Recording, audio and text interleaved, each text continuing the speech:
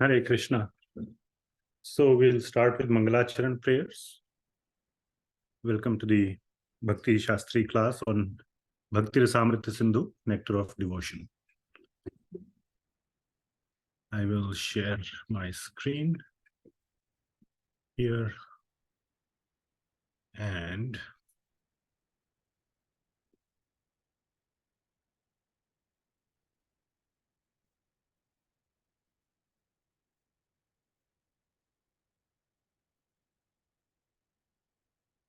Om Ajnana-timirandhasya Gyananjana-shalakaya Chakshurunmilitam Yena Tasmai Shri Gurave Namaha Shri Chaitanya Manobhishtam Sthapitam Yena Bhutale Soyam Rupah Kadamahyam Dadati Swapadantikam Vandeham Shri Guru Shri Yuta Padakamalam Shri Gurun Vaishnavanscha Shri Rupam Sagrajatam Sahagana Raghunathanvitam Tam Sajivam Sadvaitam Savadhutam Parijana Sahitam Krishna Chaitanya Devam Shri Radha Krishna Padan Sahagana Lalita Shri Vishakhanvitamscha Nama Om Vishnu Padaya Krishna Presthaya Bhutale Srimate Bhakti Vedanta Swami Niti Namine Namaste Saraswati Devi Gauravani Pracharine Nirvishesha Shunyavadi Paschatya Desha Tarine He Krishna Karuna Sindhu Dinabandho Jagatpate Gopesha Gopika Kanta Radha Kanta Namostute Tapta Kanchana Gaurangi Radhe Vrindavaneshwari Vrishabhanu Sute Devi Pranamami Hari Priye Vanchakalpatarubhyascha Kripa Sindhubhya eva cha Patitanam Pavanebhyo Vaishnavebhyo Namo Namaha Jaya Shri Krishna Chaitanya Prabhu Nityananda Shri Advaita Gadadhara Srivasadi Gaur Bhakta Vrinda Hare Krishna Krishna Krishna Hare Hare Hare Rama Rama Rama Hare Hare. Jagat Guru Srila Prabhupada ki Jai. Jai. Okay. We will start with the Bhakti-rasāmṛta-sindhu.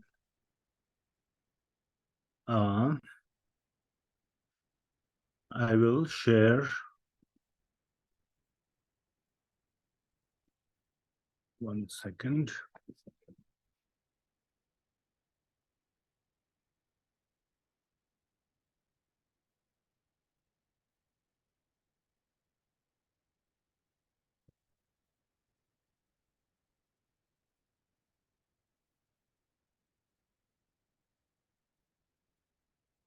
Trying to arrange the screen.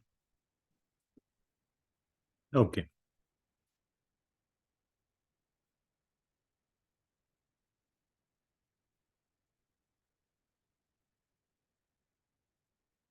Okay, welcome to Śrī Bhakti-rasāmṛta-sindhu classes series. And this is a scripture, the most important scripture written by Srila Rupa Gosvami, which is summarized. It's not really a summary, it's a pretty good detailed elaboration on Śrī Bhakti-rasāmṛta-sindhu called Nectar of Devotion by Srila Prabhupada. Jagat Guru Srila Prabhupada ki Jai.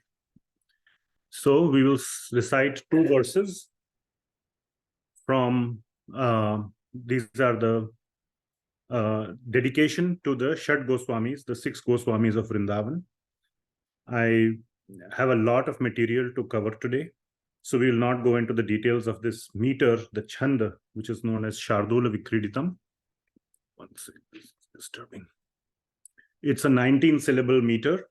The dashes are the long syllables like A, E, U. The dots are the short syllables A, E, U, like this. So you will see how complicated it is to write a verse that matches this meter or like any given meter. You have to find the right words which break up in the right syllables, and it's not just poetry, it's mind-boggling.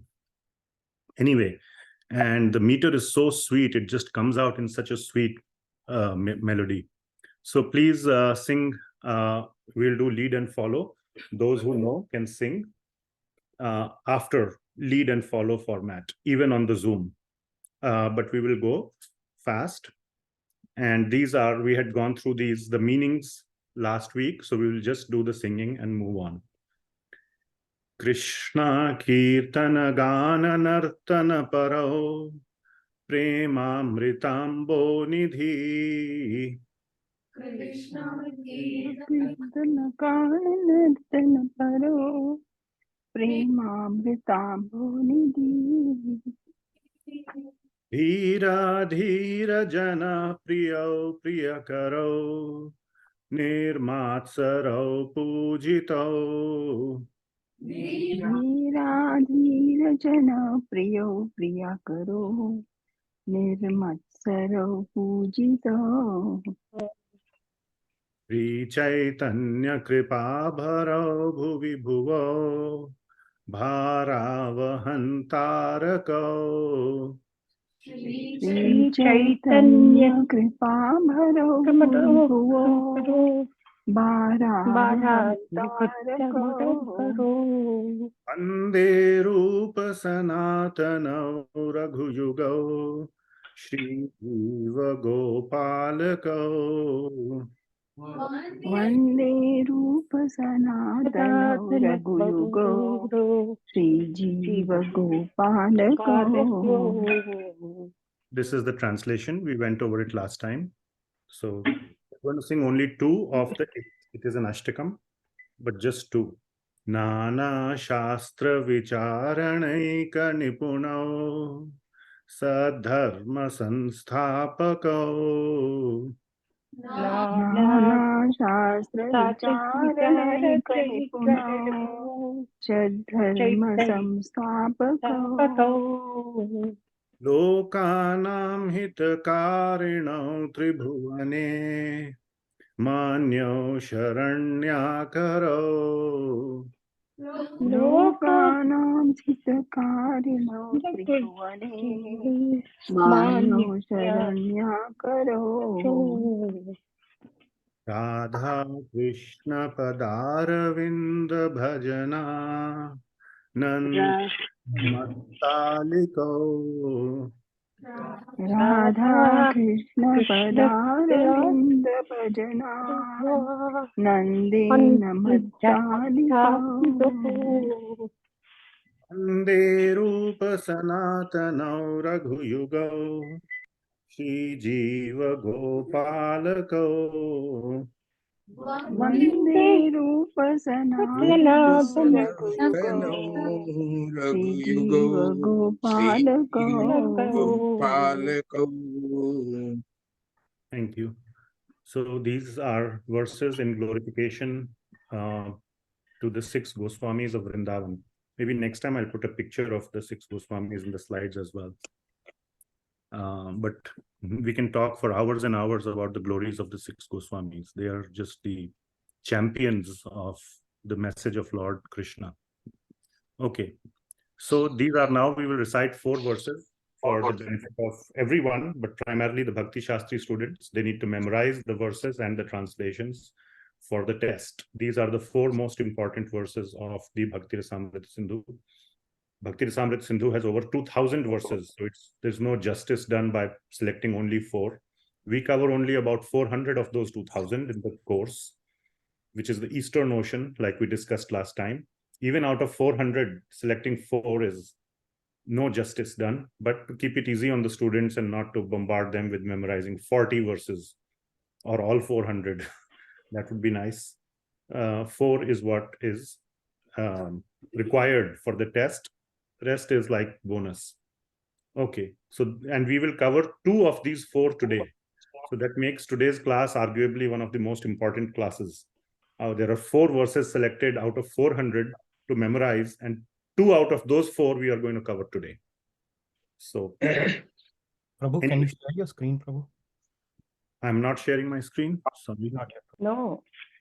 Okay, very sorry. Share screen. How did you sing the Shad Goswami Ashtakam then?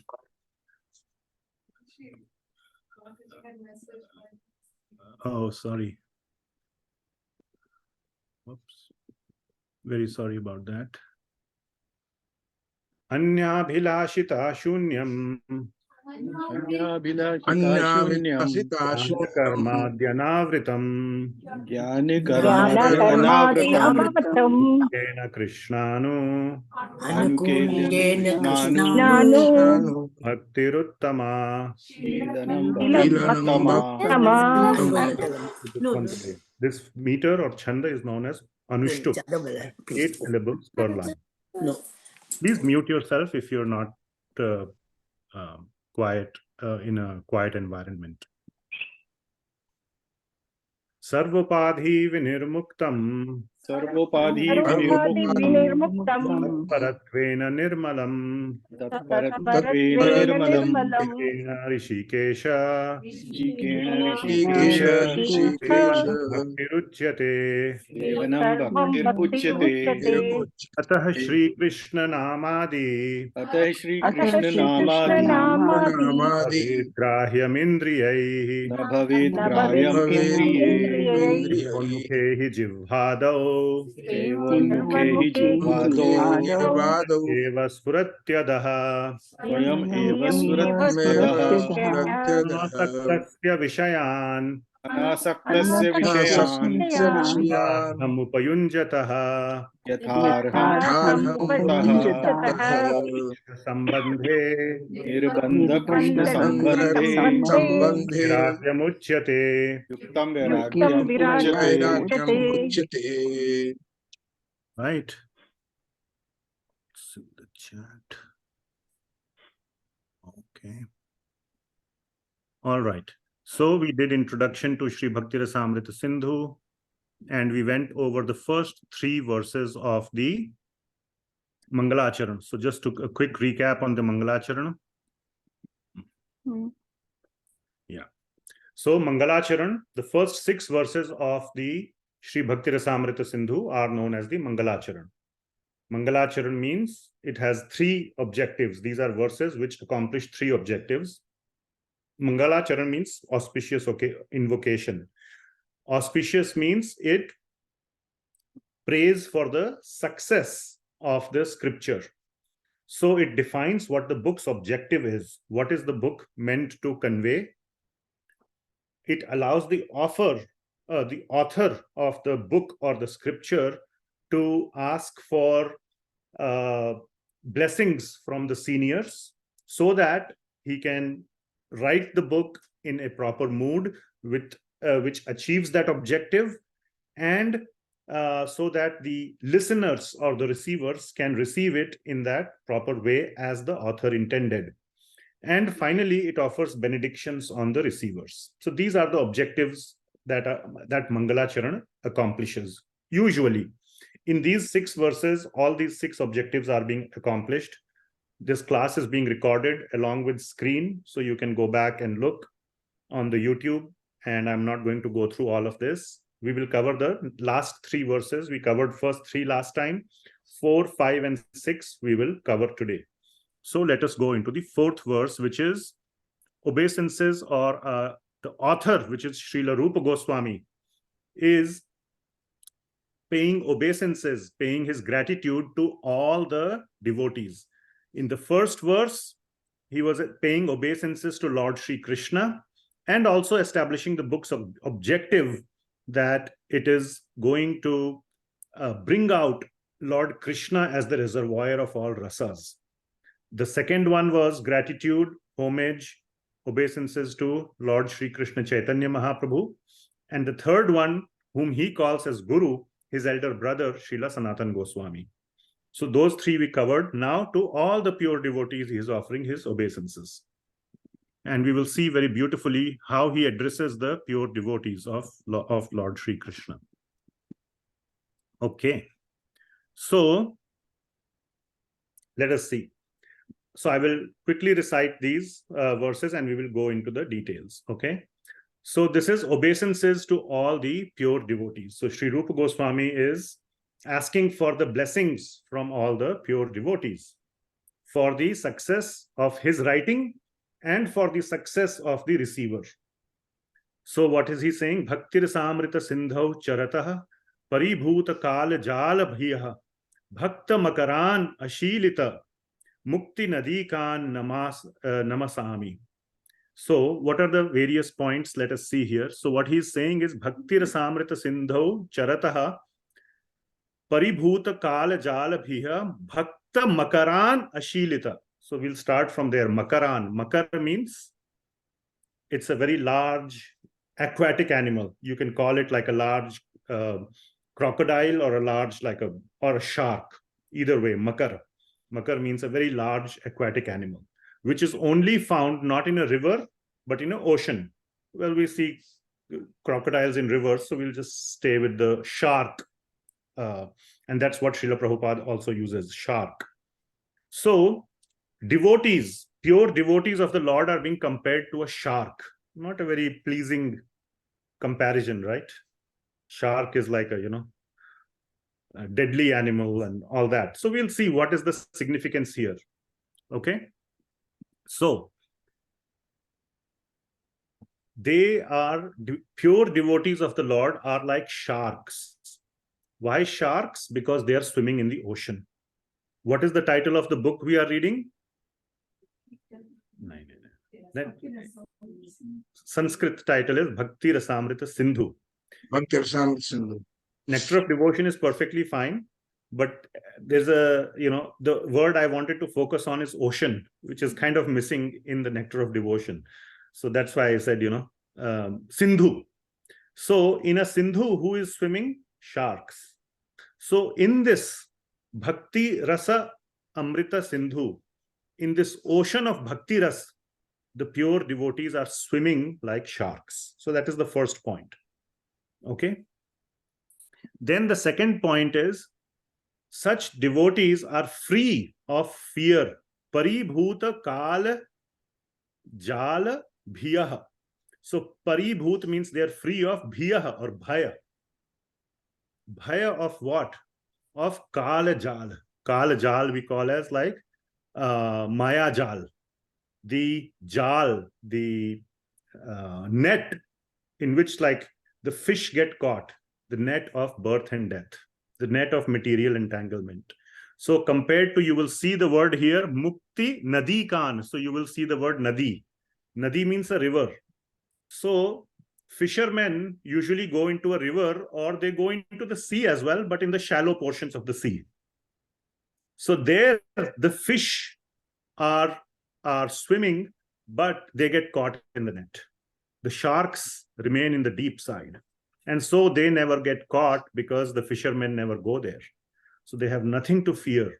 So the pure devotees of the Lord are compared to a shark because they are far away from the nets of the fishermen, so-called fishermen, which like of Maya, which grabs them, or which would grab an ordinary materialistic person in its web of birth and death.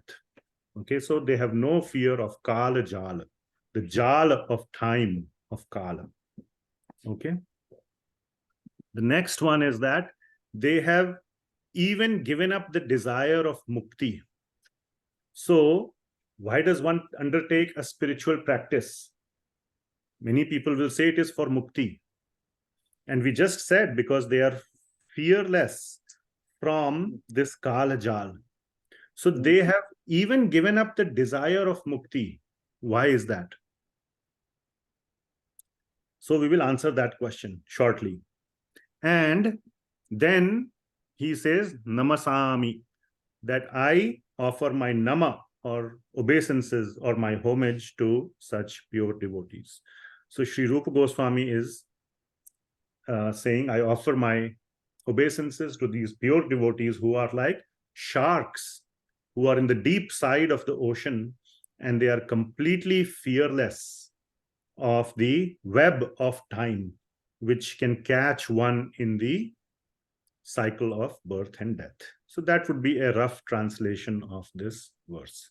Now, Srila Prabhupada has not provided verse-by-verse translations. That's why he calls it summary study. So we are just, but in this course, we are going through, we are using the verses as well. Okay. So let us see. Why are the pure devotees compared to sharks? So as I was explaining, I already explained, Because the sharks live in the deep side of the ocean, not in the shallow rivers where the fish get caught into the fisherman's net. And why do they reject mukti? Because they are already free. Mukti from what? Mukti from the web of birth and death. Time. That web of birth and death, that kala jal, is all on the shallow end. They are already in the deep end. So why would they care about liberation? They are already liberated. So even though they may be in a material body, pure devotees are already liberated. You don't have to die. You don't have to go out of this material world to be liberated. Their consciousness is fully liberated, even when they are in their material bodies. So they don't have any desire for liberation. And we will unpack this aspect of desire for liberation in many different ways in the class today. So I hope we will get to the end. We will see some very beautiful aspects about the non-desire for liberation by pure devotees. Even liberation is something that is completely a useless byproduct of their spiritual practice, of their bhakti. Okay? And the fish, the smaller fish who are swimming in the rivers, these sharks, this is another beautiful point. What was written here, mukti nadi kan namasami, that those who are in the nadi, the rivers, the smaller fish, they are also looking for liberation. Okay, but in their process of trying to attain liberation, somehow or the other, they may get caught in the Maya Jal. Okay, but the point is this, where does the river lead? Ultimately to the ocean. So ultimately, even they, through the process of liberation, through the process of mukti, they will ultimately come to the ocean only. So, and these sharks, these pure devotees are already in the ocean. So there is absolutely no desire for mukti. It is those that are in the rivers. They are compared to those that are aspiring for mukti. They are doing their spiritual practice in order to get liberated. The pure devotees are not doing their spiritual practice, their bhakti, in order to get liberated. No, they are doing it purely out of love. Just like a mother, that's the closest relationship a mother and a child that comes in our understanding in the material world. Any mother here loves their child so that one day the child will, take care of their monetary, financial, bodily needs. Is that the mood by which the mother is loving? No mother will love like that. They are just loving out of pure love. A nanny might take care of the child because they will get salary. But a mother doesn't take care of the child with that same consciousness. So that is kind of, you can get a slight understanding of the difference. How a bhakta out of bhakti loves the Lord with no desire for any side benefit. Yes, it may be a byproduct when the child grows up, he or she may take care of the mother. That's good, but that's a byproduct. That was never the intention of the original love of the mother. Okay, and Srila Jiva Goswami makes these quotes. We can do a whole class on just this, but I really want to move on. But I'm putting these references here. I really think it's a complete injustice to just put the reference and not go into these most beautiful verses. Anybody knows what's going on in Canto 6, Chapter 3 of Srimad Bhagavatam? Ajamil, I think. Yeah, Ajamil's pastime, chapter 1, 2, 3. And especially in chapter 3, what's going on out of that? Chapter 3, what is going on is that the Yamadutas go back to Yamaraj and say, hey, what the heck happened here? Never happened to us before. That a person who was so sinful, and we tried to bring him back, and these 4 people who called themselves Vishnu Dutas, we never saw them. They came and rescued that fellow. And so they go and talk to their boss. Who is their boss? Yamaraj. And he is explaining them that next time, the one who takes the name of the Lord, don't even go near them. From miles away, you can take a U-turn and come back. So because one who takes the name of the Lord personally protects them. That's the first point. That's the reference to 6:3:27. You could have opened up that verse, gone into it, but then we will take a lot of time. Then what is going on in third chapter, third canto, 29th verse, around the 29th verse, all around it? Lord Kapil is talking to his mother, Devahuti. And there he is explaining the complete desirelessness. And we will go into this part today. 3:29:13 is an extremely important verse. Extremely important, and we will go into it today. So I'm not going to talk about it. What is going on in the 9th canto, 4th chapter? Ambarish Maharaj, very nice. And what is happening towards the last few, 4th and 5th chapter are Ambarish Maharaj pastime. What is happening in the last few verses of the 4th chapter? They are some of the most important verses of Srimad Bhagavatam. So I'm not just trying to show off oh, you must know every canto, every chapter. See, I know everything. No, these are some of the highly celebrated sections of Srimad Bhagavatam. So it's not a random pick. So in the last portion of the 9th canto, 4th chapter, 67th verse is one of the last ones. It goes up till verse 71. There, Durvasa Muni, he is being chased by the Sudarshan Chakra because he offended Lord's pure devotee, Ambarish Maharaj. And he did not know that Lord Narayan's Sudarshan Chakra is personally protecting Ambarish Maharaj all the time. And so he tried to kill Ambarish Maharaj for no offense, just not even a mistake. Out of a misunderstanding, he tried to kill. And the Sudarshan, Ambarish Maharaj did not protest. Devotees never protest. But the Sudarshan Chakra did not take it lightly. And he ran behind Durvasa Muni. And now Durvasa Muni is running. And he is so powerful that he can go directly to Vaikuntha and talk to Lord Narayana. But he cannot get the Sudarshan Chakra off his back.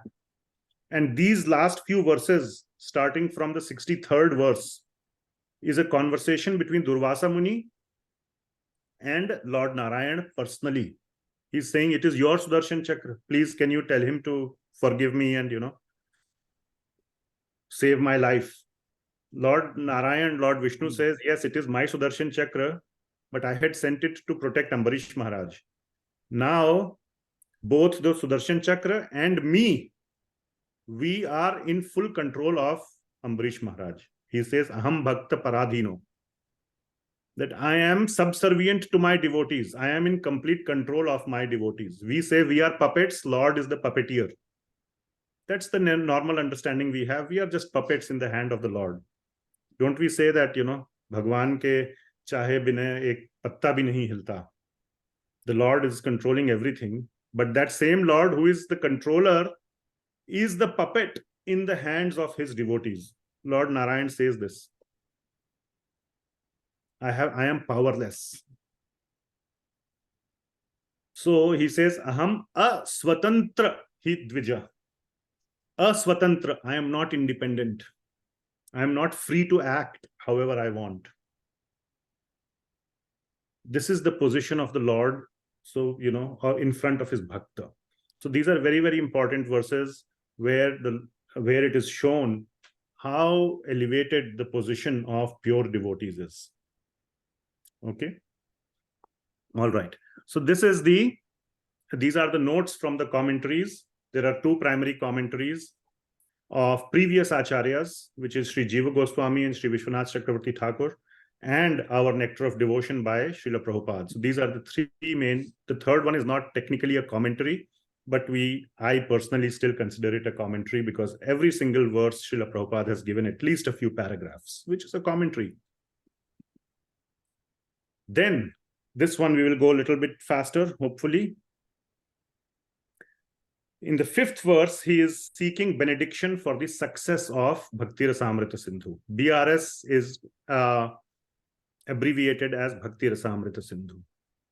So here he says, Mimamsaka Badavagne Kathinam Api Kunthayan Asau Sfuratu Sanatana Suchiram Tava Bhakti Rasamritambodhihi. So what this means is that Mimamsaka Badava Agni Kathinam. So Badava Agni is like a Agni or a volcano within an ocean. You might have, if you see National Geographic or something, there are volcanoes within an ocean. And there are volcanoes outside the ocean, correct? No. Are the volcanoes inside the ocean, do they cause any harm? Can they cause the same level of harm to the planet or to the environment as the one outside the ocean? Yes. Well, in this case, the answer is no. And it cannot. Have you ever heard this volcano erupted inside the ocean? No. Why? Because the ocean overpowers that volcano. The ocean is so powerful that even if the volcano erupts, it immediately gets extinguished because of the sheer volume of the ocean water. The ocean water is so powerful that the volcano cannot sustain itself. It basically stands no match. Okay? It's like me playing, I don't know what, tennis against whoever is the latest. At our time, it used to be Pete Sampras. So I'll take his name, whoever's the latest. I don't know. Huh? Djokovic. Okay. So me, who doesn't even run, I can't even run a mile without like losing my breath. It's like that. A volcano within an ocean is no match against the ocean. So these Mimamsaka philosophies of Jnana and Karma are compared to the volcano, and Bhakti is compared to an ocean. So these Mimamsaka philosophies of Jnana and Karma stand no match, absolutely no match in front of Bhakti. Okay. There is this beautiful example of Vishvamitra Muni. He was a big Jnani, and he was doing this great meditation. And when Menaka came, he immediately kind of got dissuaded and got distracted. On the other hand, because he was following the path of Jnana. Whereas Srila Haridas Thakur, when a woman had approached him, that after first he kept telling the woman, just wait. And in that time, that woman became a devotee of the Lord. So she got transformed by his association because he was a Shuddha Bhakta. Vishvamitra Muni was also a Shuddha Jnani.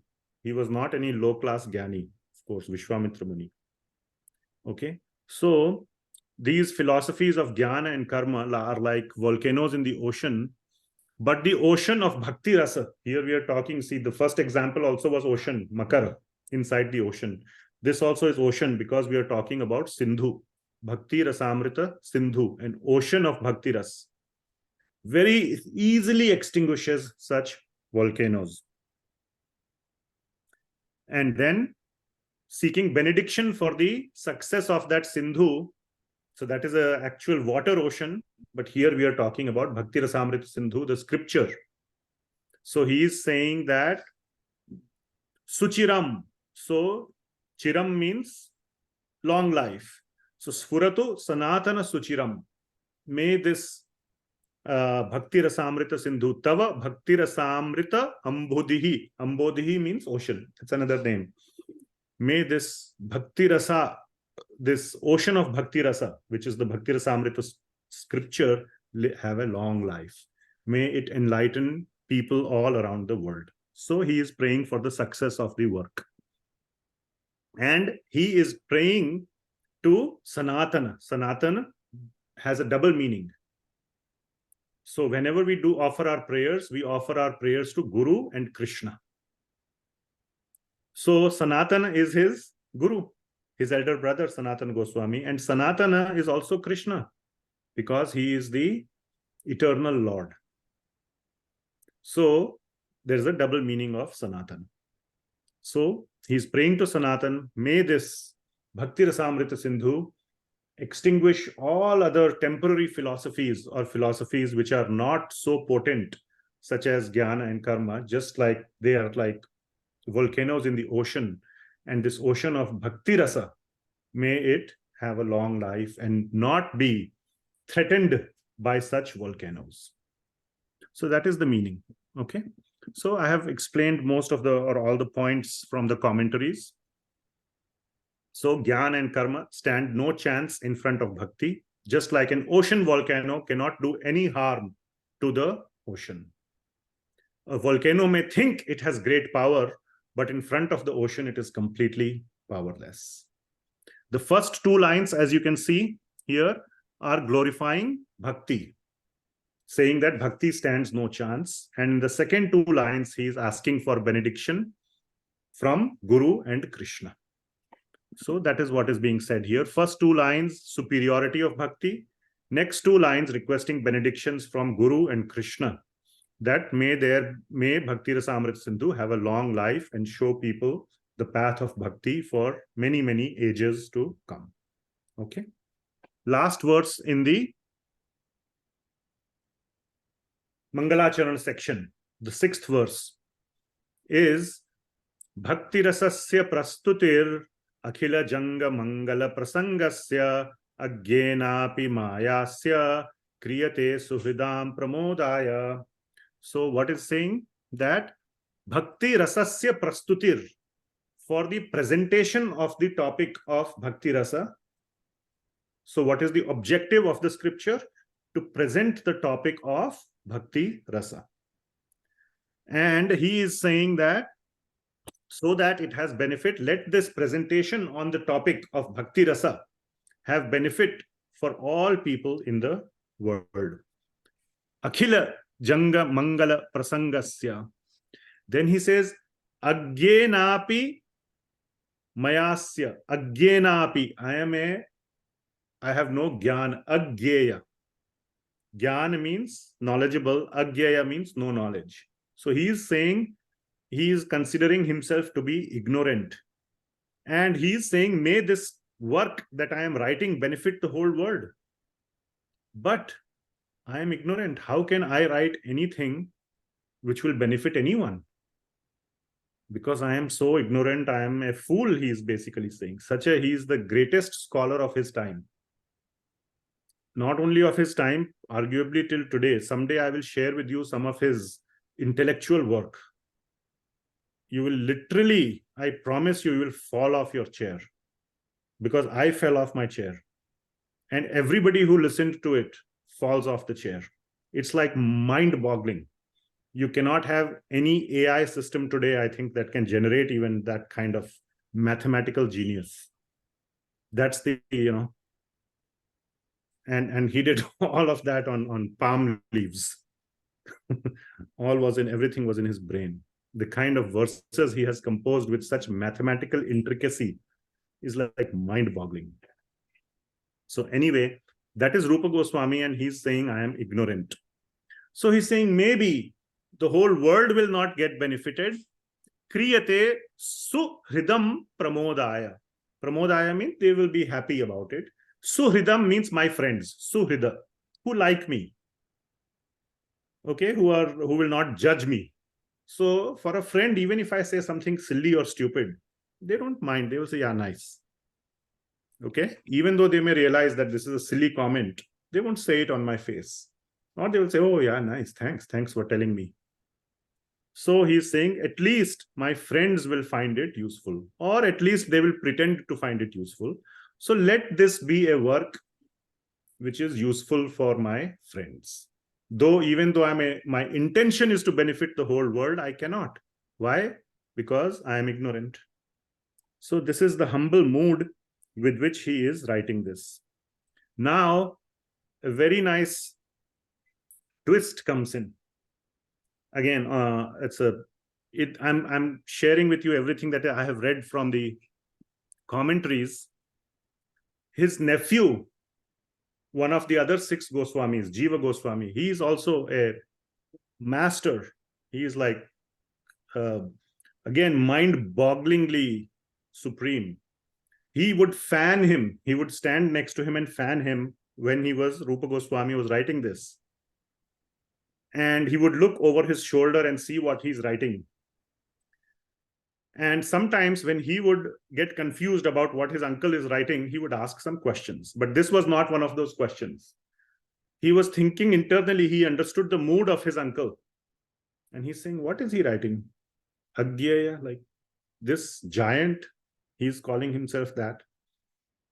And Jiva Goswami, his nephew, was also a great Sanskrit scholar. So he could see that there is a twist on this word. Gya, Agya could mean that one who, Gya means a scholar.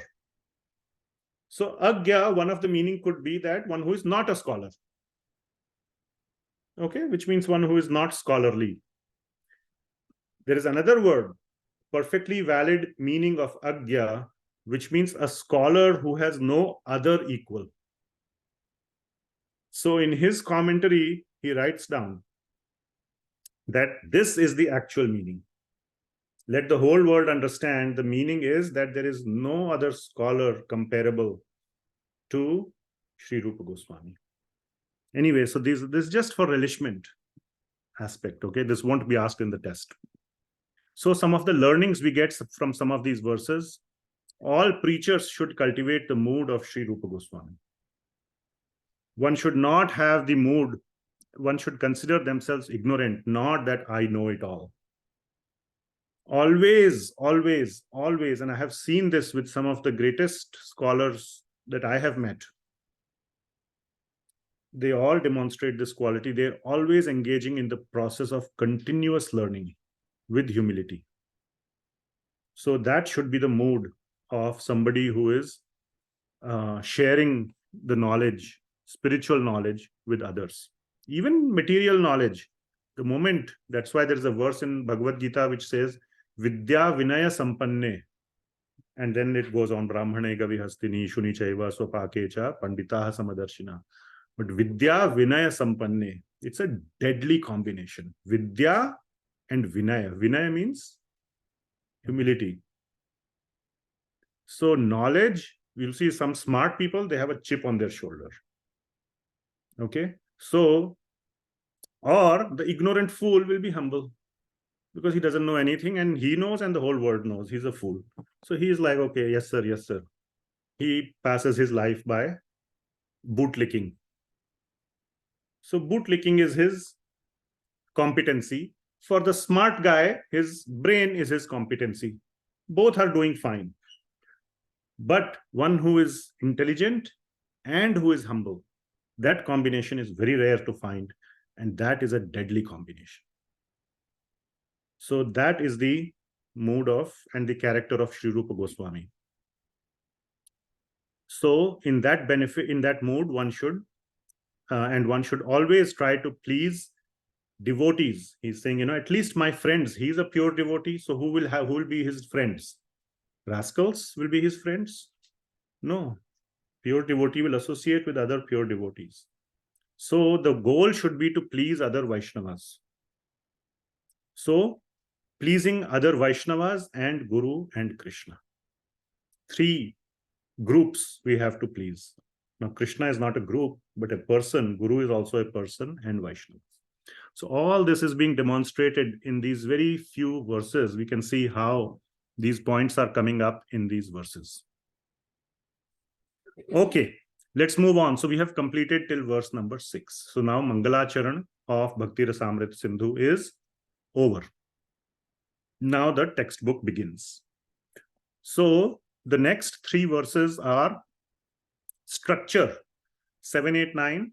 Rupa Goswami is describing the structure of Bhakti-rasāmṛta-sindhu. We went over it in detail last week, so we will not cover that. So just a quick review what we have covered till verse 9. First 6 are Mangalacharan, 7, 8, 9 are the structure. What is the structure? Quick review. How many oceans are there? 4. How many oceans? 4. 4. 7. Only one ocean. 4. 4.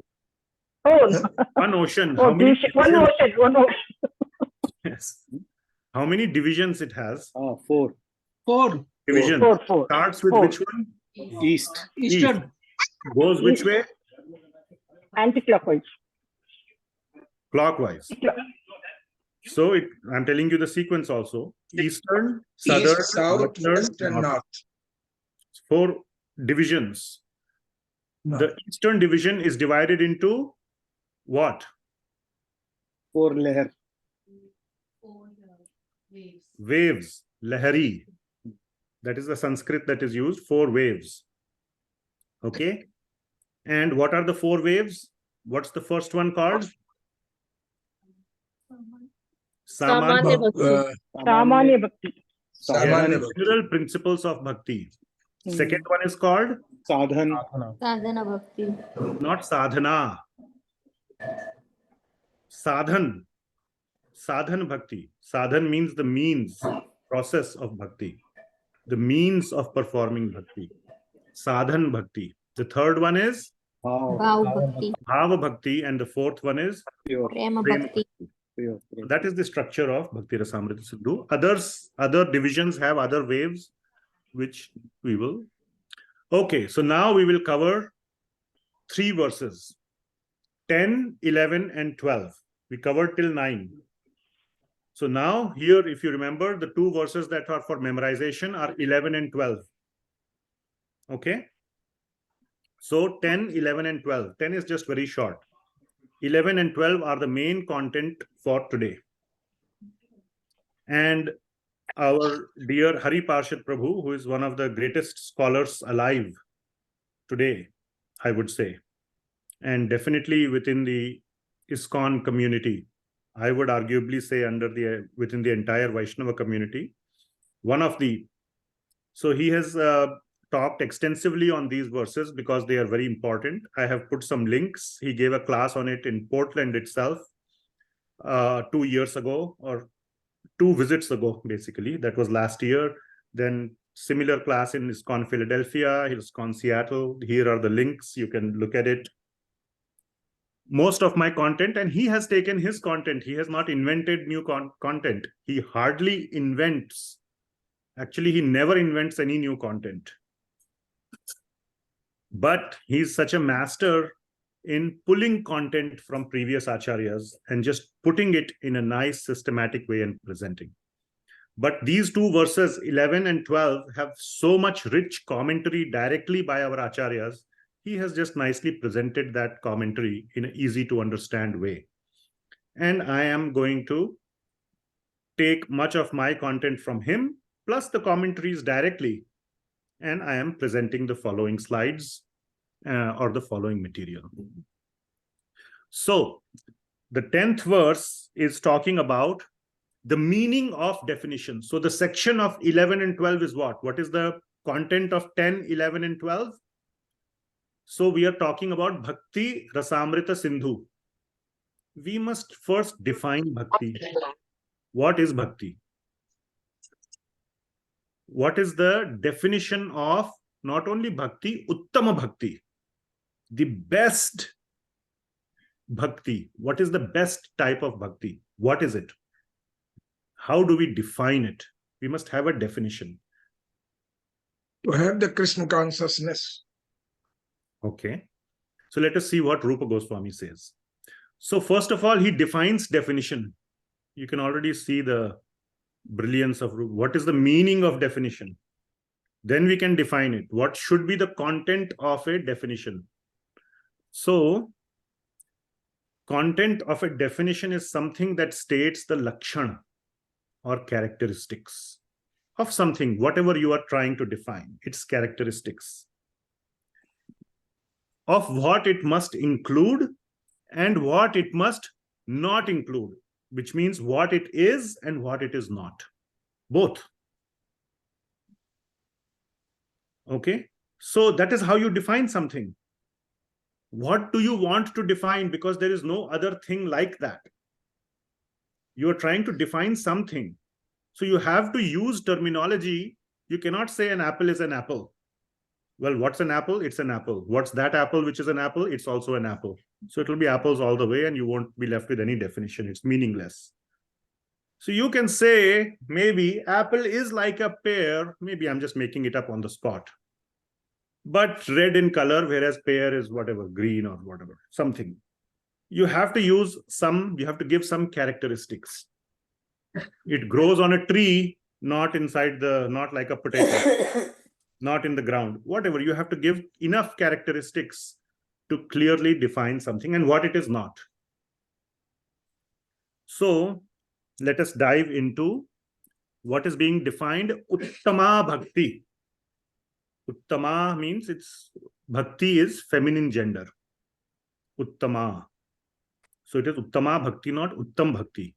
Many people say Uttam Bhakti, even I used to say, but it is Uttama Bhakti. So here is the verse which we had recited in the beginning. So let us all recite, lead, follow very quickly. Anyabhilashita shunyam Anyabhilashita shunyam jnana karmadyanavritam karmadyanavritam kulyena krishnanu anukulyena krishnanu Sheelanam bhaktiruttama. Uttama. Okay. So first line, so I have color coded it. So anyabhilashita shunyam. Now it's very simple. Those who are familiar with any Indian language which is rooted in Sanskrit, it should not be difficult. Anya means any other. Abhilashita or abhilasha, you can say, means expectation. a desire. Shunya, zero. So any desire, zero. That's like the literal 3 words in English. So no other desires. That should have been the meaning. But from the rest of the verse, I have added the rest of the words. Other than the desire for Krishna Bhakti. Okay? No other desires. So we'll unpack each of these. This verse is arguably in the Bhakti-rasāmṛta-sindhu, where all acharyas, Srila Prabhupada, Vishwanath Chakravarti Thakur, Jiva Goswami have written the longest commentary. So every single word they have unpacked it, and I will attempt to summarize what they have unpacked for you. So hold on till we go through the whole thing. No other desires, absolutely no other desires other than just Krishna Bhakti. Well, okay. So we are using Krishna Bhakti as it's a self-referential. So we will unpack it a little more. Kindly mute yourself. Jnana, karma, adi. Those are 3 words. Jnana, karma, adi, anavritam. Avrita means covered. Anavrita means not covered. So literal meaning is not covered by anavritam, jnana, karma, adi. That's exactly what I have said. Not covered by jnana, karma, adi, etc. We'll unpack that one as well. Anukulyena. Anukul. Anukul, what is anukul? Favorable. What's the opposite? Favorable. Pratikul. So you understand. Pratikul means opposite. Anukul means aligned or favorable. So favorable. Anukul. And then Krishna Anu Sheelanam. Those are 3 words.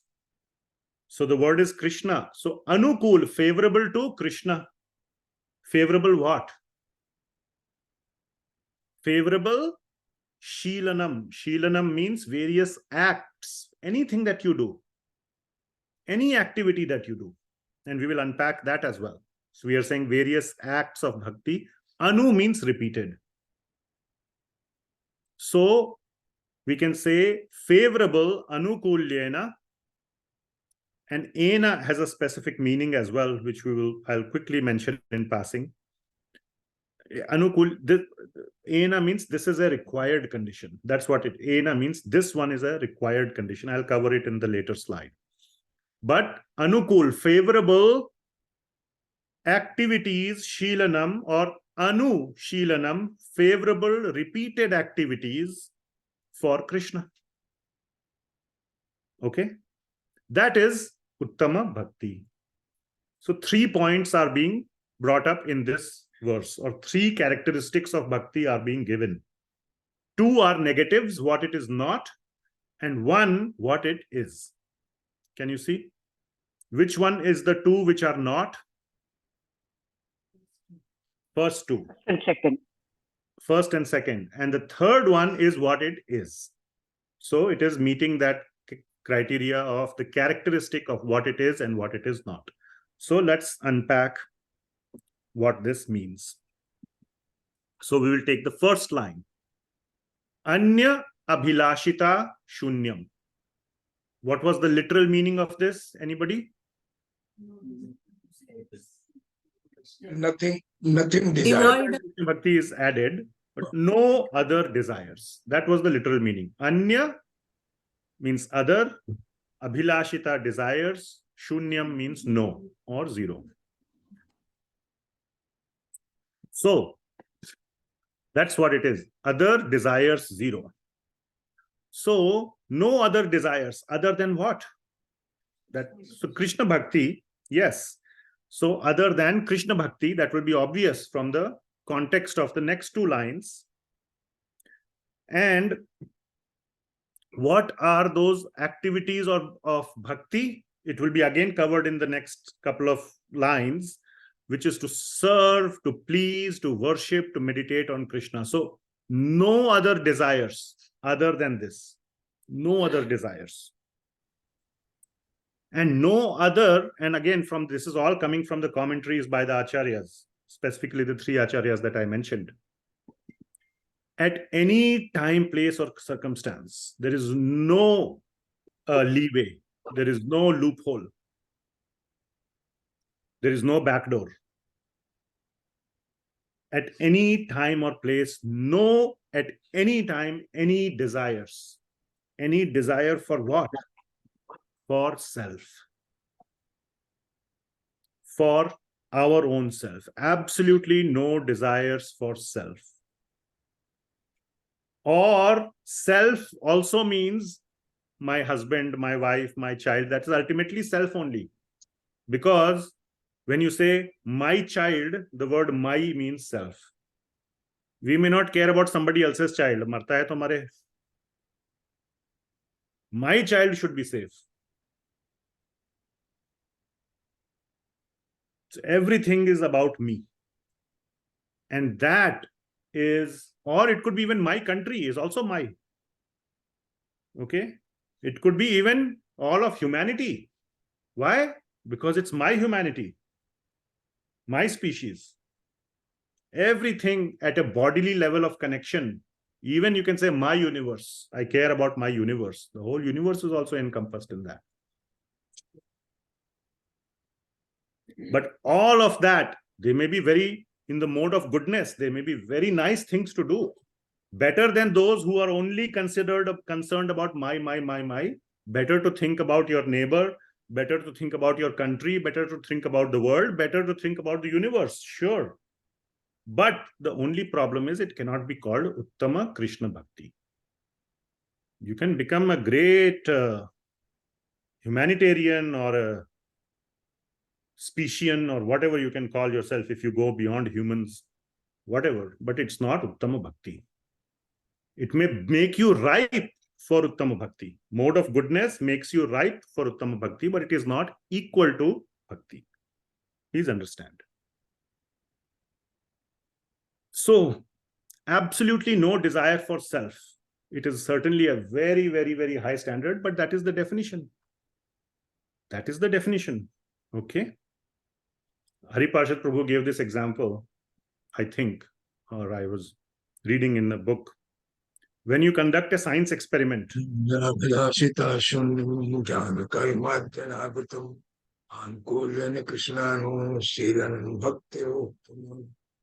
Prabhuji, mute kar lijiye.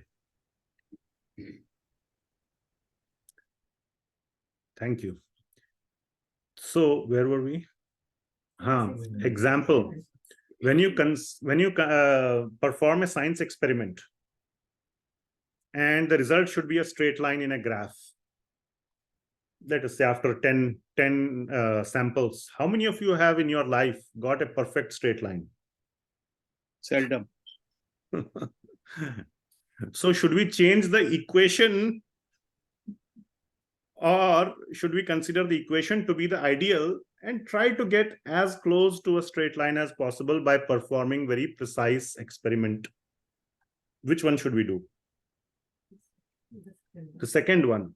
So it is an ideal definition, is like our law.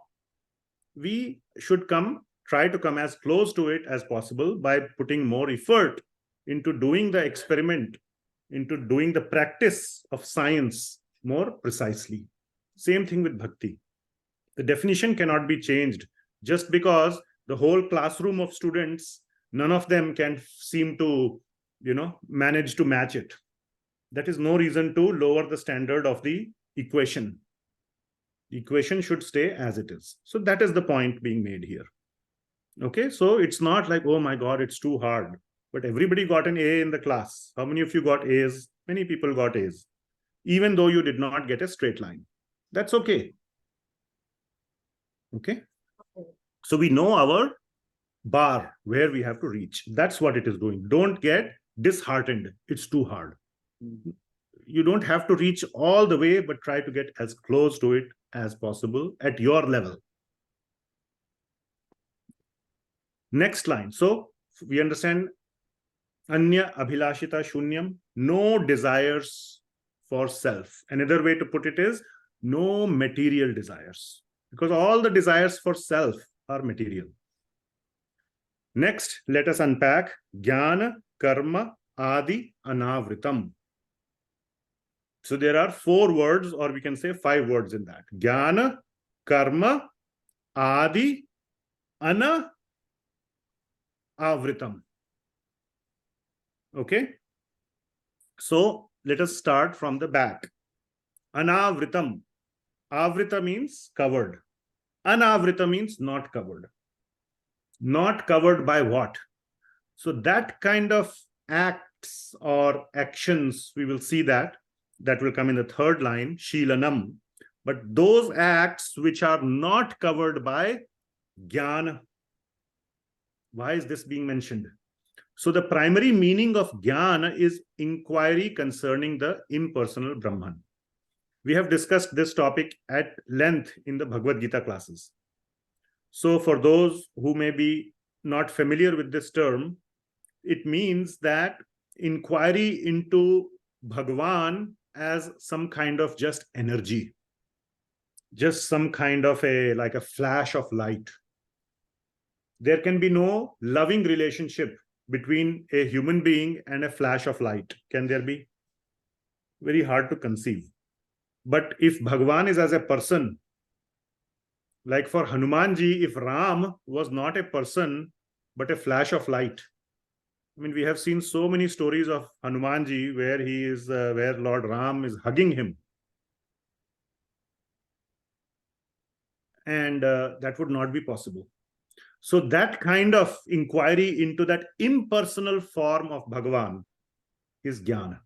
And that's the meaning of Jnana. Okay. The literal meaning of Jnana is knowledge.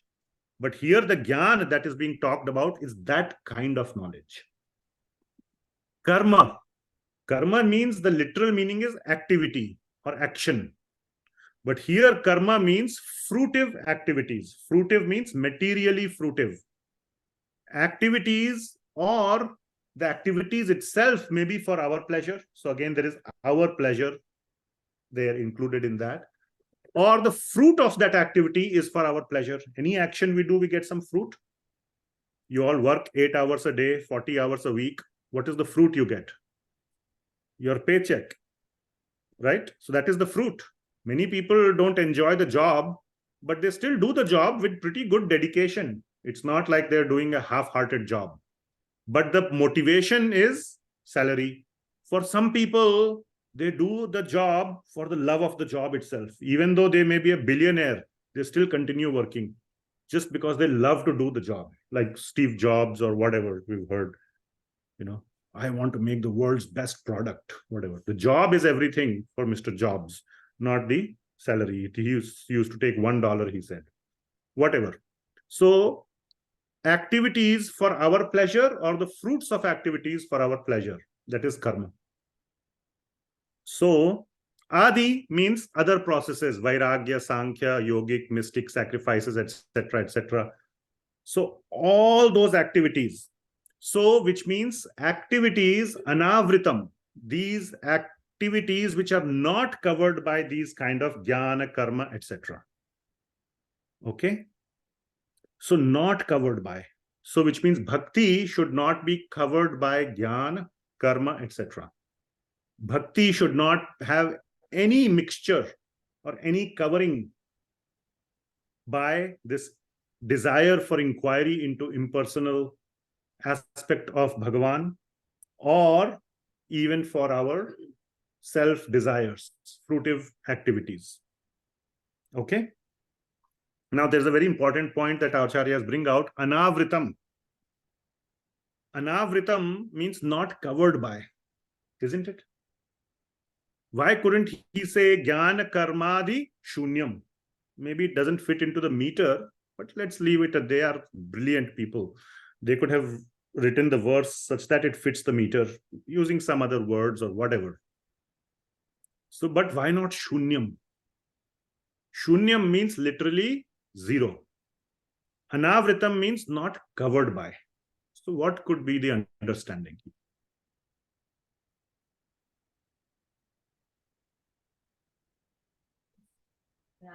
Yes, I'm asking. Somebody, one or two devotees want to say something? Because even in devotion, Actually, shunyam, when you Somebody's say answering shunyam, in the room. 1 second, Prabhuji.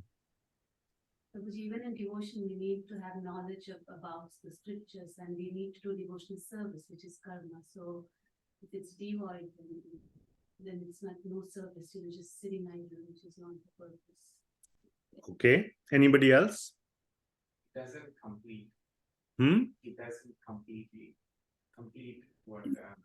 when you say shunyam, shunyam means nothing is there. Okay. But when there is a confusion, when we are at the path of bhakti, there are confusions, because the ocean is having so many other things also.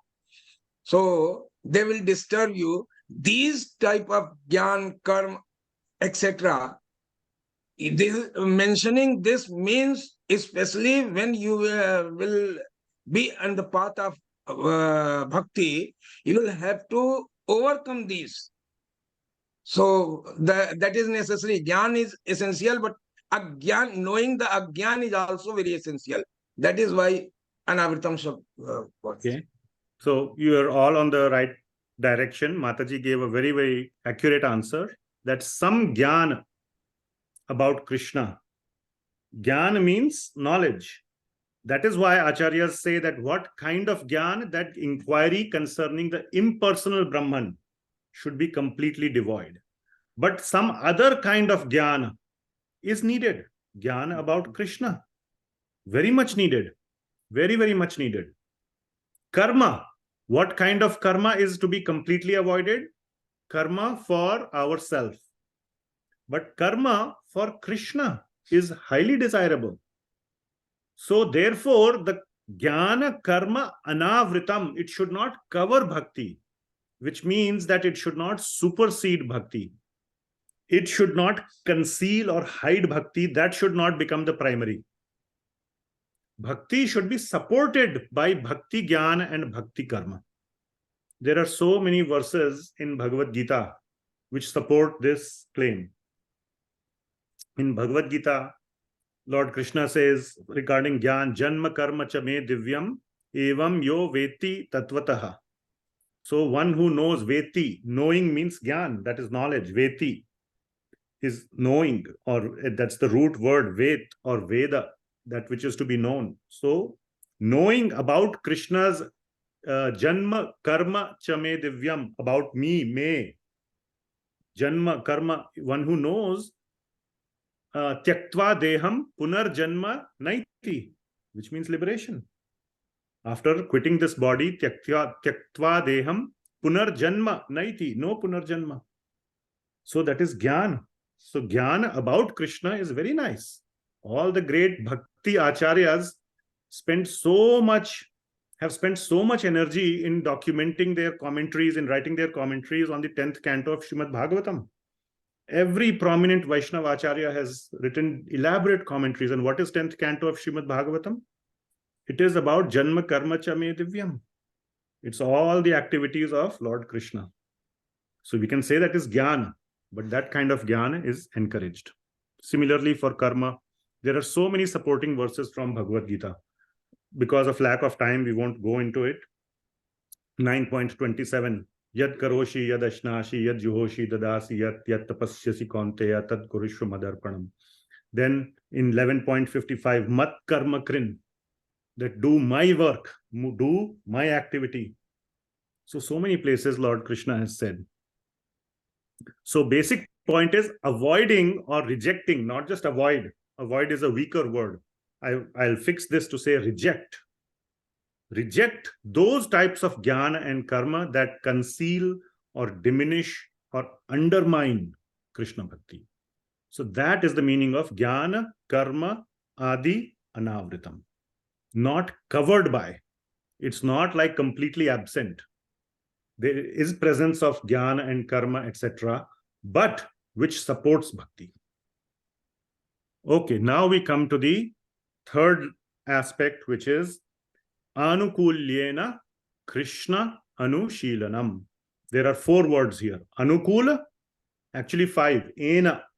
Anukula, ena, Krishna anushilanam. We'll cover 4 of these. The 5th one, ena, we will cover in the next slide. So, anukulyena. So, how we said it? Favorable and repeated practice of any act of bhakti. So, anukulyena, Krishna. So, anukul to Krishna, favorable to Krishna. That is very, very important. It has to be favorable. One, we say, no, always think of Krishna. Can you tell me some people who always thought of Krishna? Comes, very nice example. You knew where I was going. So is it, so he's always thinking, are we thinking as much about Krishna as Kamsa is thinking? Who's thinking more about Krishna, you or Kamsa? Kamsa, isn't it? Even Hiranyakashipu, his biggest, everybody else is all, in his control, no problem. His only worry was that his son always takes the name of Vishnu. That was his only, not the biggest problem, but the only problem in his life. So he was always thinking about what to do about this Vishnu. How to get him out of the mind of my son. But in his effort to get Vishnu out of the mind of his son, Vishnu had entered his mind fully. So who thinks more about Vishnu, you or Hiranyakashipu? But is it anukul? That is the problem. So we cannot say that always thinking about Krishna is the definition. That is why Sri Rupa Goswami has inserted the word anukul. Anukul smarana, not pratikul smarana. Okay? So anukul activities, and smarana or meditation is one of them. You can do worship, you can sing a song, you can hear about Krishna, you can do so many other things. But it has to be anukul. So that is the point. So it is favorable. So the attitude is very, very, very important. Very, very important. Favorable, friendly, or pleasing to Krishna. Now, sometimes on the flip side, activities may not sound pleasing. Now, there's another, the attitude word is very, very important. Has anybody tied their child with a rope to, a wall in their house ever? Yashoda Mata. In your house, I'm saying. We used to, when children were very small, we did it. It is all getting recorded, Mataji. Be careful, huh? Yes, my child will say. These days, if you do it, police will come and catch you. Isn't Not it? here, but in India. Okay. These days in India also, maybe they will catch. Not yet. But do you know some mother had tied the child with a rope? Who? Mother Yashoda. So on the external looking aspect, it is not anukul. Is it anukul activity to tie your child with a rope? No, it is not. But Mother Yashoda did it. So the point is, what did Krishna feel like? Externally, he was crying. But what, according to Shastra, those who have read, what was Krishna's internal feeling? What did he like being tied by his mother, or did he not like being tied by his mother? He was feeling very happy. He was feeling very secure. Yes. So he liked it. So which means from Krishna's point of view, it has to be anukul, not from our external material understanding point of view. And Krishna's mentality, or the things he may like or not like, how do we know? We can only apply our understanding. So how do we know? We may like something. You may like alcohol, scotch, whiskey. So you say, my dear Krishna, please take scotch, whiskey. Would you say that? So how do you know what Krishna likes? From Shastra. In the Shastra, Krishna has clearly said what he likes, what he does not like. Patram pushpam phalam toyam yome bhaktya prayachati. So he doesn't say there's scotchum, whiskey. So he says very clearly what he likes. So we must do things that are favorable from Krishna's point of view. And not just from Shastra. There is external and internal guru as well. Our Paramatma is our internal guru, and there is external acharyas and guru and sadhus who also come and explain in a very specific manner, in a very customized manner, that what we should be doing to please Krishna. So if we take their instructions, we can easily understand what is favorable, friendly, and pleasing to Krishna. So that is one meaning of Anukulyana Krishna. Now, does it mean only Krishna? What about Lord Ram? That is not Bhakti Ved. That is only Krishna Anushilanam, not Rama Anushilanam. So should we reject Lord Ram? No. So our acharyas explain that this goes by, in terms of the Sanskrit grammar, by extension to Krishna and all forms of Krishna. Okay. So, like, this is a Haripashad Prabhu explains this very nicely. That once a mother told a child, Kakebhyah rakshati, dugdham kakebhyah rakshati, means protect the milk from the crow. The milk was kept on the window. The child, was trying to protect the milk from the kaka, means crow. After 1 hour, the mother comes and sees the milk all spilled up. What happened? Says the cat came and spilled the milk. Says, wait, what? You said only protect from the crow, not from the cat. Is that meaningful? No, its mother says, no, when I said crow, I meant all the other potential animals. So that is by extension. So in the same way, the logic, this is Nyaya Shastra. So when we say Krishna Anushilanam, it also means other forms of Krishna as well. This is a serious point. Okay, so it doesn't mean that only Krishna. Oh, you are a Ram Bhakta? You are not a valid Bhakta. You will not get a certificate of Bhakta. Sorry, because you are Rama. We only say Krishna Anushilanam. No, that should never be the case. Okay. And also, not only directly Rama or Krishna, but people directly associated or related to Krishna as well. So if somebody is Hanuman Bhakta, may not be Ram, may not be Krishna. What about Hanuman? But he is not Ram or Krishna. He is a devotee of Bhakta of Ram. In the Bhagavatam, Bhakta Janair Priyaha. Lord Vishnu says in the same conversation to Durvasa Muni that for me, not only my Bhakta, more dear to me are the Bhakta of my Bhakta. So grandmothers say, no, about their grandson, क्या? सूद, हाँ, क्या? किस चीज से? मूल से ज्यादा सूद प्यारा होता है. हाँ, सूद प्यारा होता है. The grandmother loves the grandson more, right? भक्त भक्त जनैर प्रियः. भक्त के जो भक्त जन होते हैं उनसे ज्यादा भगवान प्रेम करते हैं. So not just Krishna but devotees of Krishna also is bhakti. Okay, so that is the meaning of anukulyena. Anu means repeated, not just one time. Okay, ek bar, one time you did bhakti, you did nice, whatever. Okay, done for life. No. Anushilanam, continuous, repeated. I'll speed up a little.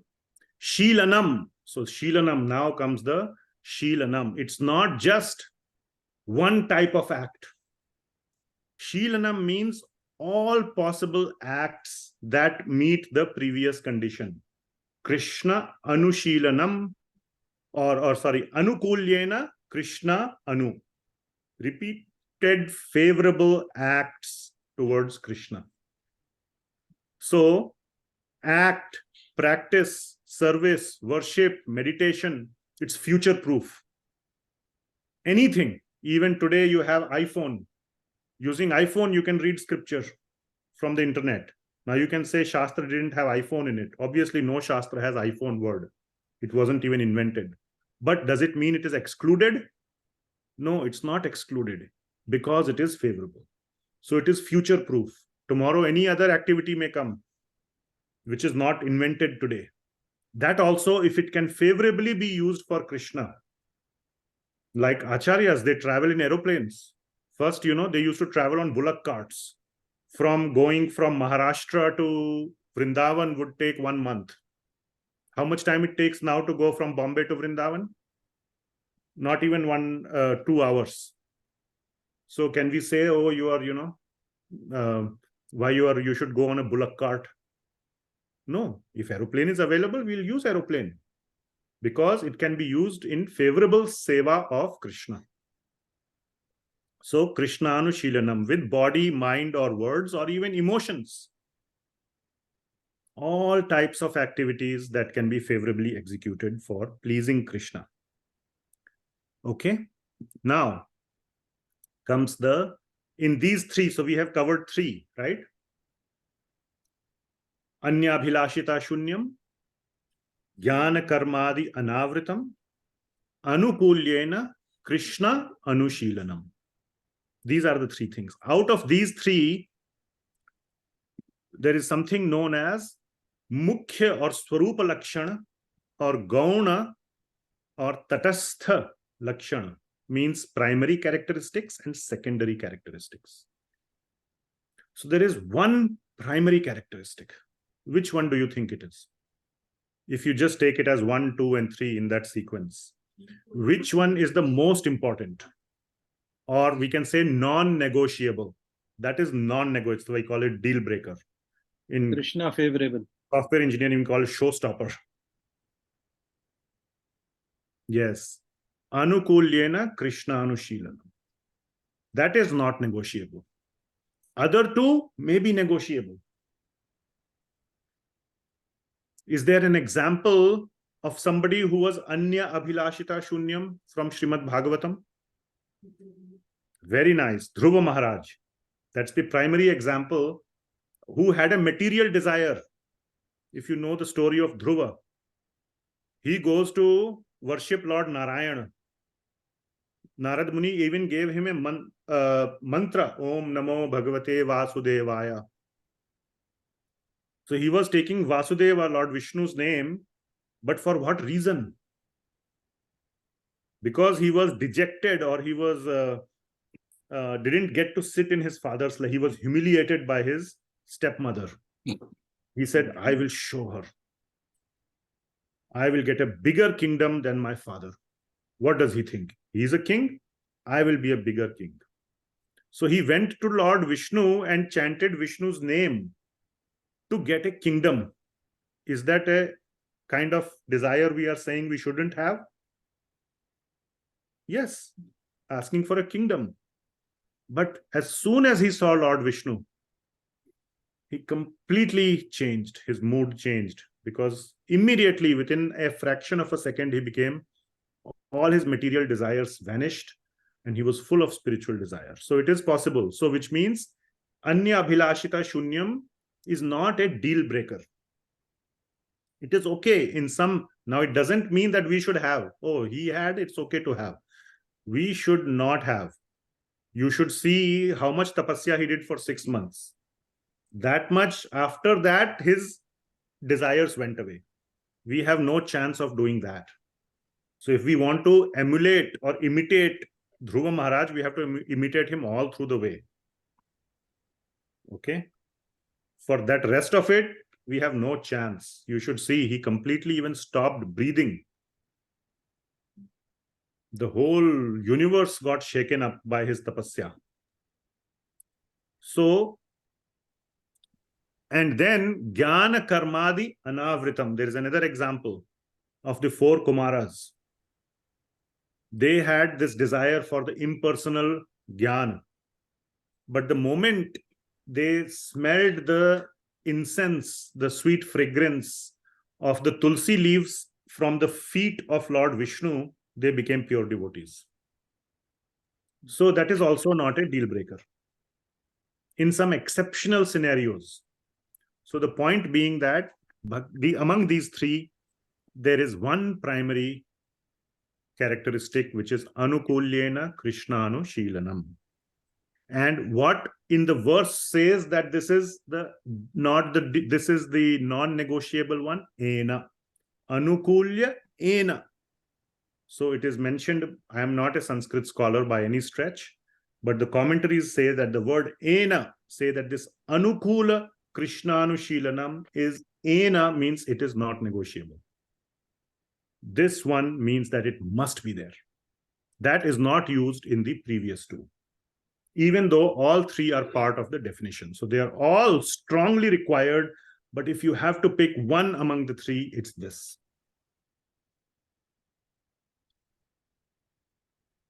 Okay. So those who have some material desires or impersonal Gyan desire, they are not excluded. They should try to come up to the level of Shuddha Bhakti quickly.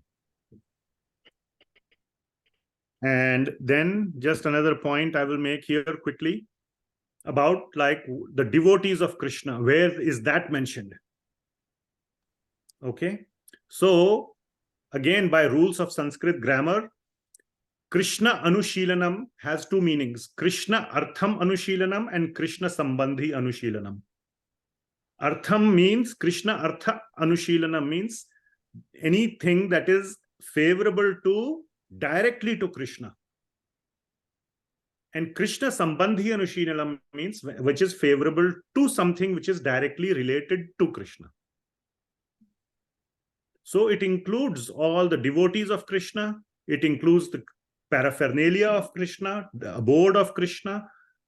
Anything or anyone that is directly connected to Krishna is included in Krishna Anushilanam. Okay. So that is the definition of Shuddha Bhakti.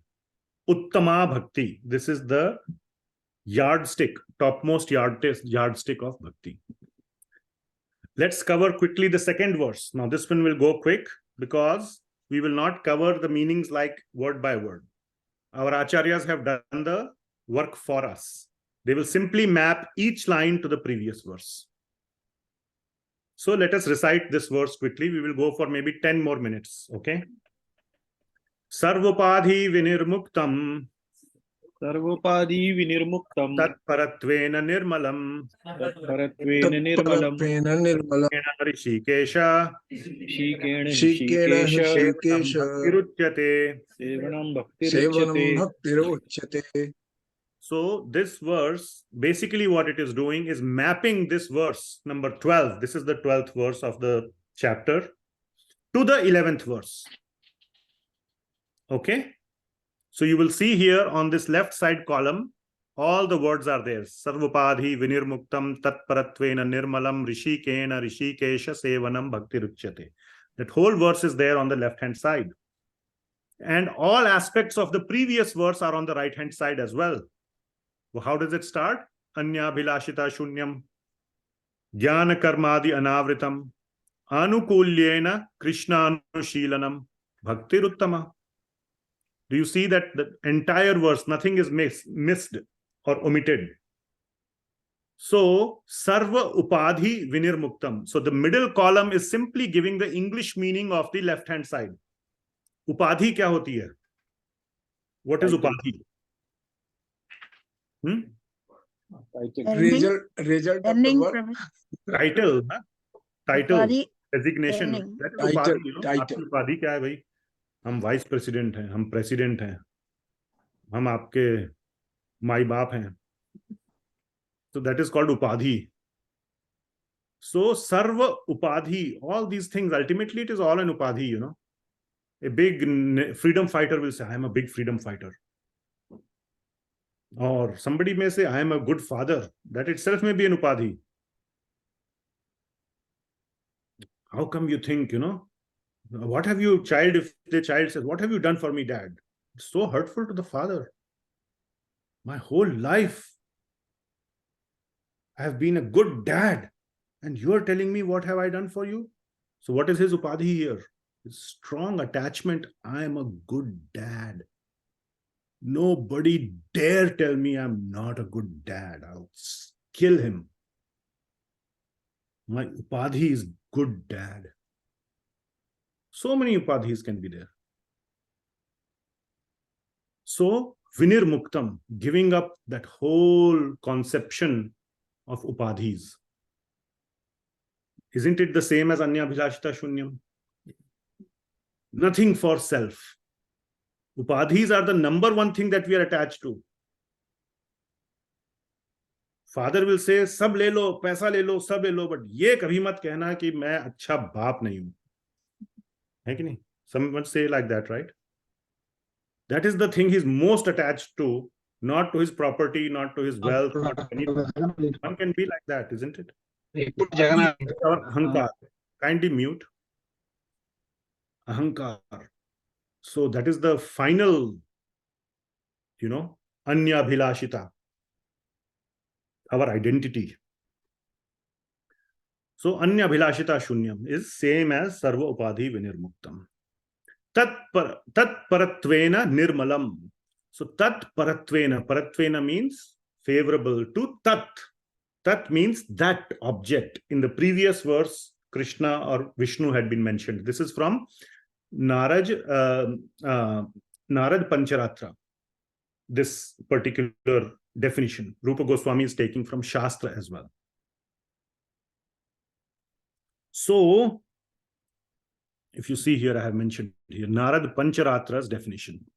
So, Tat Paratvena means one which is favorable to Bhagavan. Tat Paratvena is Anukulyena. And here also you will see the word Hrsikesha. Who is Hrshikesh?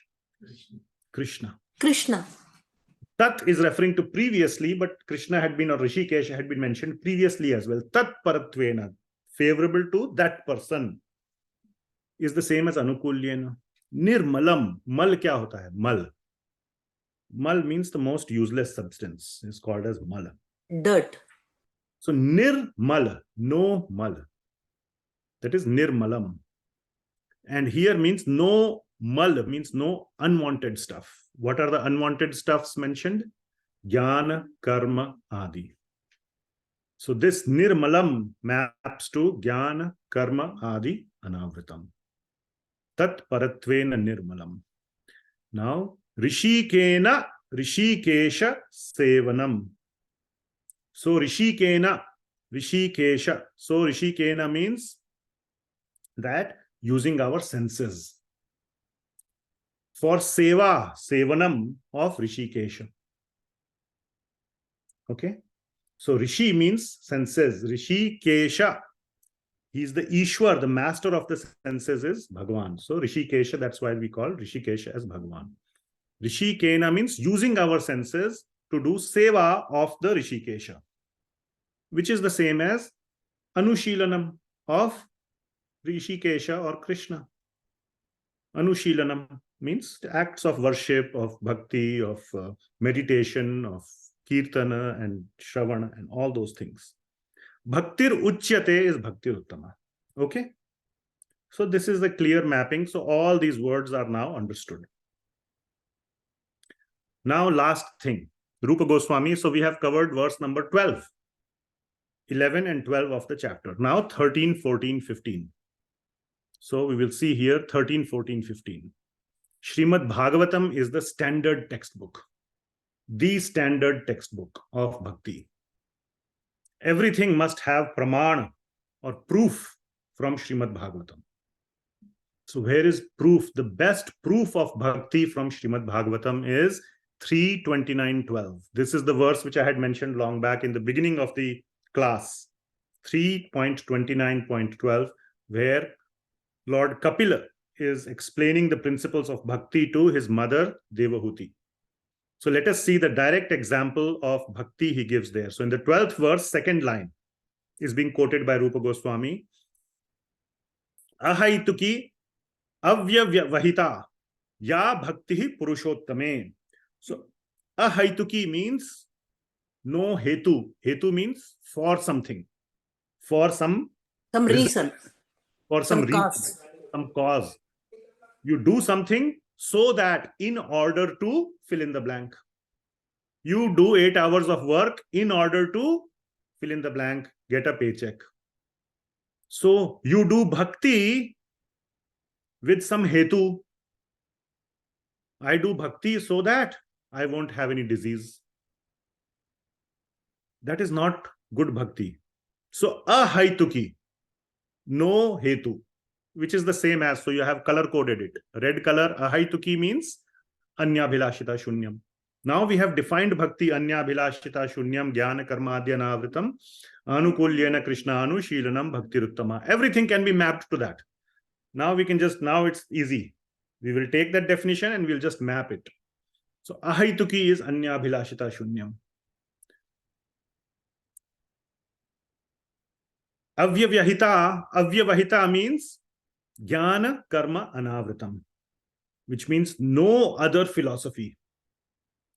Is ya bhakti purushottame, Purushottama or Hrsikesha or Krishna, same. This is the bhakti of Krishna. Then in the next verse, he gives a very, very strong example. Udaharana, we will say. We will see here in the next line, it will come as Udaharana. Salokya sarishti samipya sarupya ekatvam apya uta diyamanam na grihnanti vina matsevanam janaha. Very, very, very, very important verse of Srimad Bhagavatam. Janaha. Who are these Janaha? The Bhakta. This will come in the next verse also, and in the previous verse also it has come. Ya Bhakti Purushottame. So these Jana who are doing, who not doing, we'll see what happens. There are 5 types of moksha or mukti. All 5 have been mentioned here in this verse in Srimad Bhagavatam. Salokya, Sarishti, Samipya, Sarupya, and Ekatvam, which we also know as Sayujya. These are the 5 kinds of liberations. What it means, Salokya means going and living in the same loka, Saloka, same loka as Bhagavan. So you go and live in the same loka, same Vaikuntha Dham as Bhagavan. Sarishti means you get the same opulence as Bhagavan. Now these have different meanings. We won't go into that, but another one is Sarishti means having the same opulence, the same power, the same everything as the Lord. Samipya means you're always close to the Lord. Wherever the Lord goes, you go. You always are, attached to the Lord, in seva of the Lord.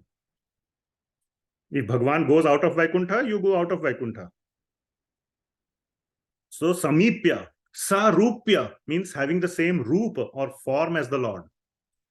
And then Ekatvam is the Brahman mukti, when you merge into the Brahman, which is also known as Sayujya.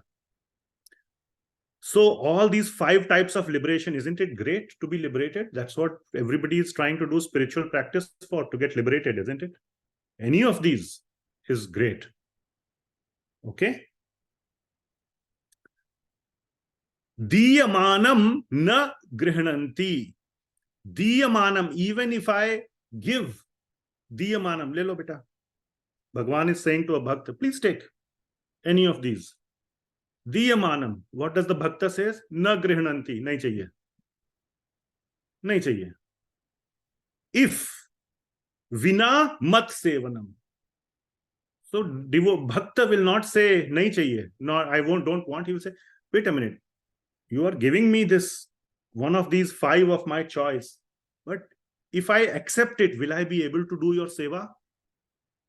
Bhagavan says, no, you will enjoy. My seva, don't worry. You get to enjoy. You will be liberated. Bhakta says, no, sorry. I don't need. I am happy here because here I can serve you. If I get mukti or liberated and you are telling me there is no seva, sorry, I don't want it. Vina mat sevanam. Na grihnanti. Are you following? It's very straightforward. Janaha means the bhakta, bhakta jana. So the 5 types of liberation are not acceptable to my pure devotees, even if I want to give it to them. The main point is, if it does not have my seva included in it. Can you see? This is the standard of highest standard of bhakti. So all the aspects are included here. They don't want anything material, right? They don't even want anything spiritual. The path of Jnana, etc. can lead to sayujya mukti. They are saying, no, sorry. What they do want? Seva of Bhagavan. Krishna Anushilanam. So is this Uttama Bhakti? Yes, this is Uttama Bhakti. Direct from Srimad Bhagavatam. This is an example of Uttama Bhakti. That's what he says. Sa eva bhakti yogakhya atyantika udahrita. That this bhakti yoga is called akhya, is called as the highest, atyantika. Atyantika means the topmost. It's an example of the topmost bhakti. Are you following?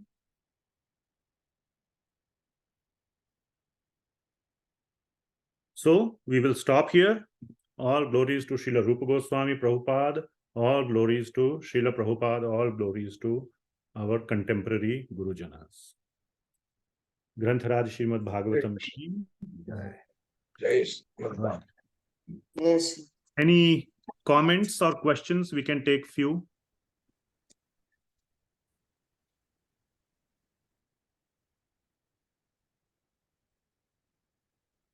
Yes. So, like for Sarintya, I understand that it's impersonal, there's no seva, but I thought that the other kinds of liberation, some way or the other, the devotees in spiritual world, they offer. Yes, but that is, yes. So the question is that there is seva in the Salokya, Samipya, Sarishti, Sarupya. Yes, but that is not the main emphasis of the verse. Bhakta is not doing bhakti to get liberation. He doesn't even know there is something called liberation. He is just doing his bhakti.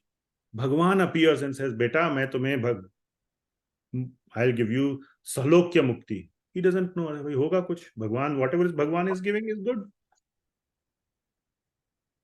So Bhakta asks, is there your seva or not? Just tell me that. Whatever this bumblebee or whatever gobbledygook you are giving me, I don't understand. Whatever you will give, I will take. No problem. My condition, I have one condition. You can give whatever you give, I will take, except I will reject what you are giving if it doesn't have your seva.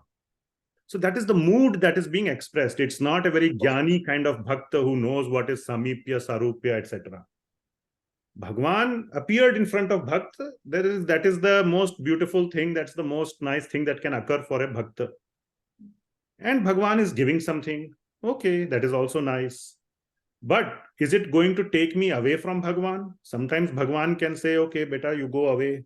You go that place, but you will never see me. Or you will never be able to do my seva. So that is the only not negotiable condition for the devotee. And that is Uttama Bhakti. Because he always wants to have a seva attitude. Not even to stay close. when I said go away, he's happy to go away. But if Bhagavan says, if you go there and do this seva, I will be very happy. Hanumanji, that same thing happened. He took all of Ayodhya with him in the Pushpak Viman. Hanumanji piche chhut gaye. Because he told Hanumanji that till you are there, the name of Lord Ram will be sung in this planet. So you are the Namacharya. So Hanumanji said, okay, even at the cost of separation from you, I will do your seva. That is the mood of Bhakta. Okay. So the emphasis was the fact of seva, not about his knowledge that is there seva or not. Yes, Mata.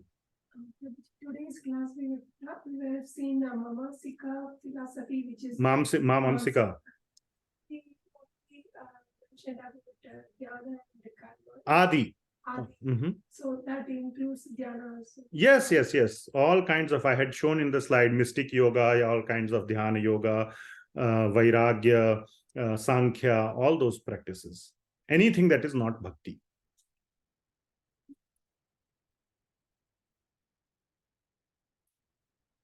Okay.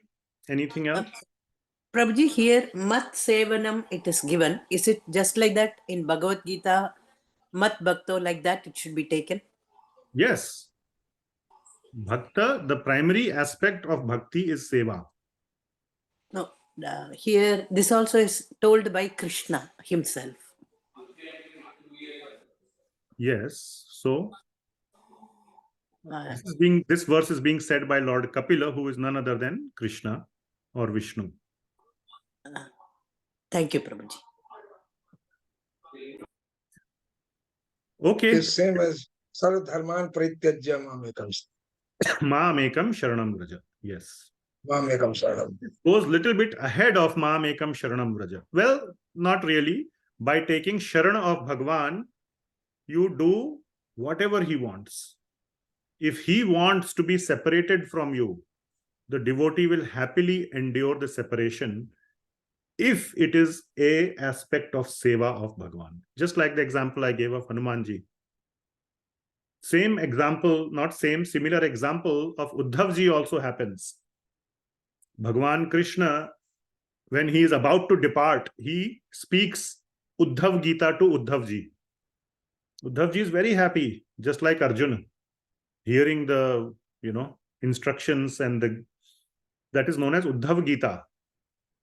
Then he said, chalo, ab chalne ka time hua. Bhagwan ne kaha, bye bye. Time for me to go.